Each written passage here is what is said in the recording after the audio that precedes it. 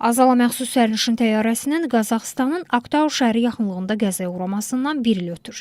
2024-cü il dekabrın 25-də Bakıdan Grozno şəhərinə uçan Azərbaycan Hava Yolları Qapalı Səhmdar Cəmiyyətinə məxsus Embraer 190 tipli sərnişin təyyarəsi Qazaxıstanın Aktau şəhəri yaxınlığında Rusiyanın havadan müdafiə sistemləri tərəfindən vurulub. Faciə nəticəsində göyərtədə olan 67 nəfərdən 38-i həlak olub, 29 nəfər isə sağ qalıb. Prezident İlham Əliyev hadisəni dəhşətli faciə adlandıraraq Rusiyadan 3 əsas tələbi irəli sürüb. Rəsmi üzr istənilməsi və günahın etirafı, təyyarəni vuran şəxslərin cəzalandırılması, həlak olanların ailələrinə, yaralananlara və Azala dəyən ziyanın tam ödənilməsi. Bununla belə Moskva şərtləri yerinə yetirməyə tələsmədi. Hətta günahın etirafı və rəsmi üzr istəmə 2025-ci il oktyabrın 9-da oldu.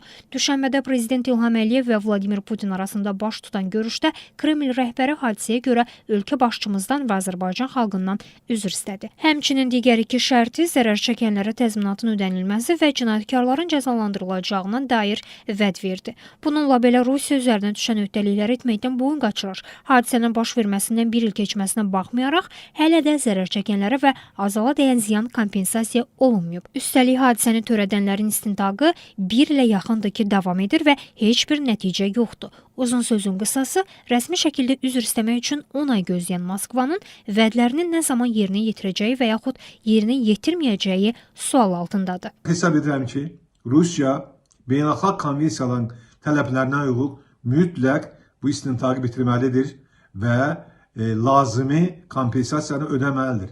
Ancaq təəssüf ki, Grozonda həmin təyyarəmizi səhvən vurmağa göstəriş vermiş hərbiçilər əksinə daha da yüksək vəzifələr keçirilib, bu haqda Telegram kanallarda yayılıb. Ona görə də hesab edirəm ki, Rusiyanın bizə qarşı bu olan münasibəti strateji müttəfiqlik göstərisi deyil, əksinə bir düşmənçilikdir. Və bu da hesab edirəm ki, Rusiyanın beynəlxalq imicinə və qonşuluq münasibətlərinə xələl gətirən hərəkətlərdir. Digər tərəfdən Aktau qəzasından sonra Rusiya əlaqələri düzəltmək əvəzinə ölkədə yaşayan həmyerlilərimizə qarşı müxtəlif hücumlar həyata keçirib. Diaspora təşkilatlarımızın rəhbərlərinə, fəallarına təzyiq və təqiblər dayandırılmır. Onlar həbs edilir, Rusiya vətəndaşlığından məhrum olunurlar. Bu prosesdə Federal Təhlükəsizlik Xidməti, Daxili İşlər Nazirliyi və İstintaq Komitəsi əsas rol oynayır. Məqsəd diasporamızın rəhbərlərini zərərsizləşdirmək, Rusiyada yaşayan azərbaycanlıları özlərinə tabe etdirmək, gələcəkdə isə onlardan Azərbaycana qarşı istifadə etməkdir. İyulun 2-də Yekaterinburqdakı Azərbaycan diasporunun rəhbəri Şahin Şıxlinskidə zorakılıqla saxlanıldı. Hətta Şahin Şıxlinskinin həbsindən sonra Yekaterinburqdakı Azərbaycan diasporuna sədrlik edən Vidadi Mustafayev də qısa zamanda ağır ittihamlarla həbs edildi. Görünən odur ki, Rusiyada hələ ki azərbaycanlılara qarşı cinayət törədənlər deyil, azərbaycanlılar cəzalandırılır. Bu sonu göstərir ki, rəsmi Moskva iki dövlət arasında yaranmış gərginliyin aradan qaldırılmasında yox, daha da dərinləşdirilməsində maraqlıdır. Keçən ildən, yəni həmin hadisədən sonra Azərbaycan diasporasına qarşı total hücuma keçirilib.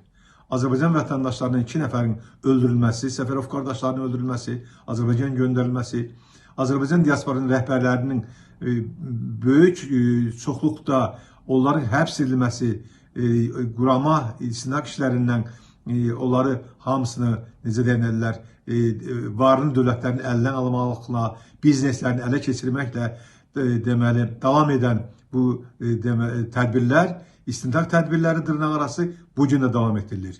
Yəni bu Azərbaycanlılara qarşı bir yuxarıdan gələn göstərişdir. Bunlar isə dayanmır. Rusiyadan fərqli olaraq Azərbaycan bu bir ildə atdığı addımlarında müttəfiqliyə xələl gətirməyib. Səbirlə qarşı tərəfin öz vəzifələrini anlayacağını gözləyib. Bakı ilə Moskvanın müttəfiqlik münasibətlərinin sadiqlik göstəricisini müqayisə etmək üçün buna diqqət etmək kifayətdir.